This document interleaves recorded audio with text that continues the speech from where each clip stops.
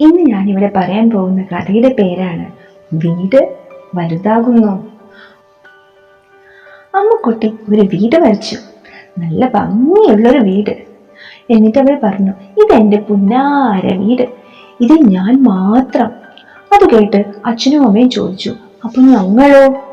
അതിനെന്താ, അമ്മുക്കുട്ടി വീട് കുറച്ചുകൂടി വലുതാക്കി. അച്ഛനും അമ്മയ്ക്കും ആ വീട്ടിൽ ഇടം നൽകി. ഉടനെ ഏട്ടൻ പിണങ്ങി നിൽക്കുന്നത് കണ്ടു. അപ്പൊ ഞാനില്ല അല്ലേ?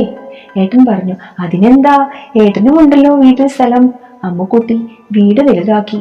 മ്യാവ് മ്യാവ്, അതാ ഉറിഞ്ഞി പൂച്ചയും മക്കളും. അപ്പോൾ ഞങ്ങൾക്ക് ഇടമില്ല അല്ലേ?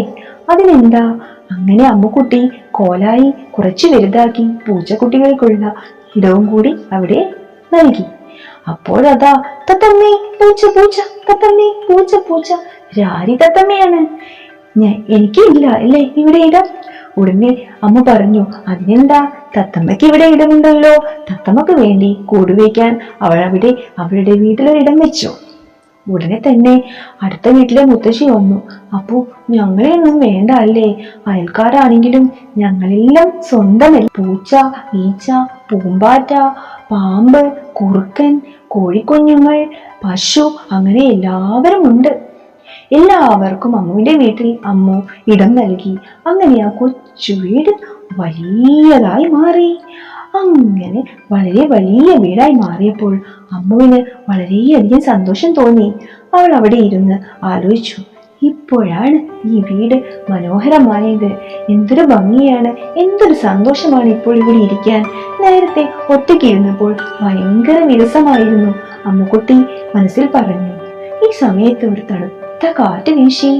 പെട്ടെന്ന് അതാ മഴ പെയ്യുന്നു. ഉടനെ അമ്മുക്കുട്ടി എന്ത് ചെയ്തെന്നോ, ഒരു വലിയ കുട, വീടിനേക്കാളും വലിയൊരു കുട അവൾ ആ വീടിന് മുകളിൽ വരച്ചു.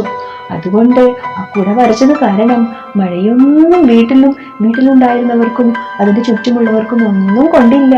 കുടയുടെ അടിയിൽ അവരെല്ലാവരും സുരക്ഷിതരായിരുന്നു.